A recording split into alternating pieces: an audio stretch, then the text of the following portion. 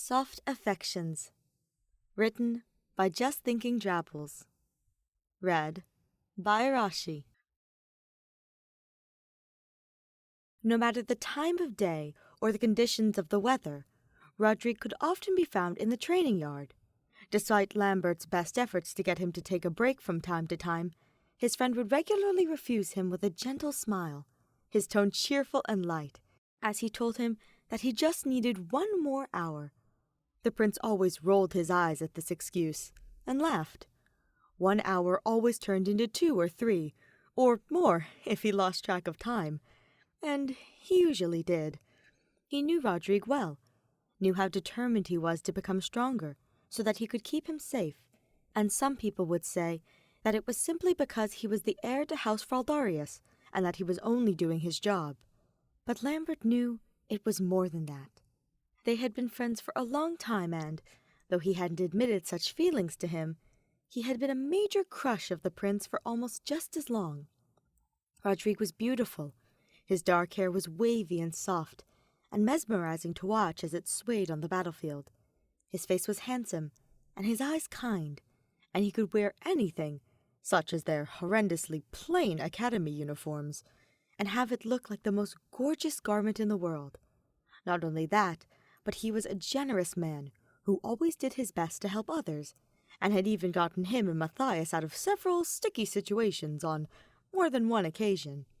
He would often chide him for being too reckless in battle, but no matter what, he still came to his aid, and Lambert always enjoyed the warmth he felt at receiving the sentiment. Rodrigue would always be there for him, and because of this, he knew that he would always be well cared for and protected. Yet, even though he knew that Rodrigue did what he did happily and without complaint, Lambert still felt guilty that he was always getting him into trouble.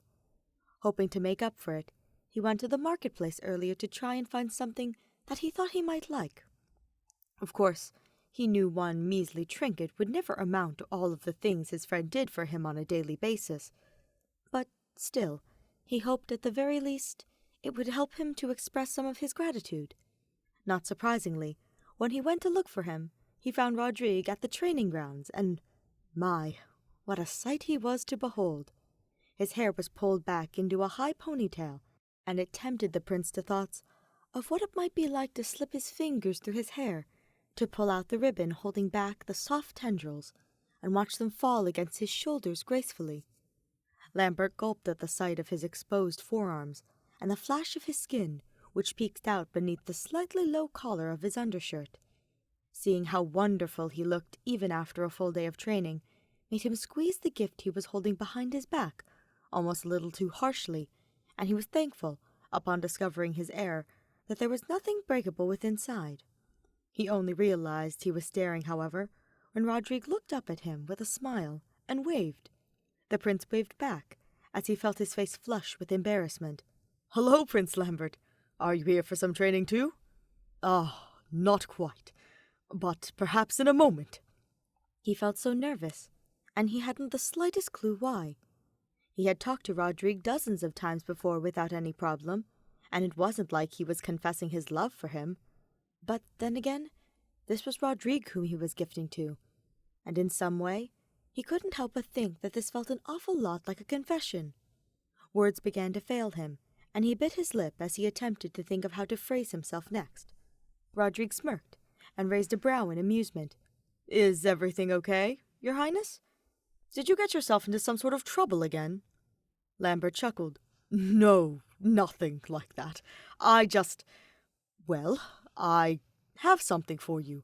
A gift, actually." "A gift? For me?" The surprise in his voice made Lambert's heart pound more rapidly in his chest.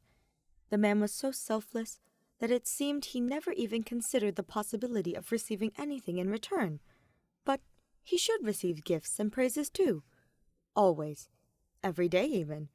If anyone deserved it, it was him. Yet the prince knew little about how to express his feelings of amazement and love, so instead of words, he simply nodded and shoved the gift into his friend's hands. Rodrigue opened the small bag slowly, as if to savor the moment, and his eyes lit up when he at last pulled out a small blue silk ribbon.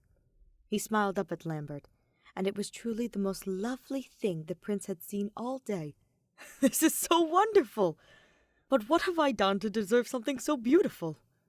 "Everything, Rodrigue. You do everything for me." "And I love you for it," he thought to add, but he didn't. "Is that so? Well then, I'll cherish it greatly." He held out the ribbon, and for a moment Lambert worried that he was trying to return it. But, to his relief, he didn't. Instead, he pulled out the hair tie which had been keeping up his ponytail and tilted his head as he said, "Would you mind tying my hair with it for me?" Lambert nodded and accepted the ribbon as Rodrigue turned to allow him to do his work. He took a deep breath to calm himself and ease his nervous pulse before gathering his friend's long, black strands carefully into his shaking hands. Somehow, this moment felt far too intimate to be doing in the middle of the training grounds where everyone could see them, and he couldn't help but wonder why he was being allowed to do this, when he and Rodrigue both knew he was terrible at it. He wouldn't complain, though. Doing this gesture for him, small as it was, also felt like an extension of his gift and a way to silently express his love for him. Once his hair was neat and devoid of tangles, Lambert gathered it up into a high ponytail, as it had been before, and gently wrapped the bow around it, tying it tight enough so that it would stay in, but still loose enough that it wouldn't cause him any pain. He admired his work for a moment, and allowed his fingers to linger through his hair as he did, not quite ready to depart from its comforting softness. When he finally pulled away, he cleared his throat to notify that he was finished. "How do I look?" asked Rodrigue, as he turned around to face him. "Perfect," he replied, and gave him a genuine smile, the type he only ever reserved for him. "Thank you," he replied, and before Lambert could even process what was happening, Rodrigue lifted up onto his tiptoes and gave his kiss a soft, chaste peck. When he retreated, the prince brought his hand to the place he had kissed, and his mouth opened and closed, as he searched for something to say. Nothing ever came despite his best efforts, and his window of chance dissipated when he heard his friend request that he train with him. He accepted easily. He never could turn him down for anything. It had been that way since the moment they met, and he suspected that it always would be too. And he didn't mind it in the slightest. For Rodrigue, he would do anything, so long as he could see him happy. Then, that was enough.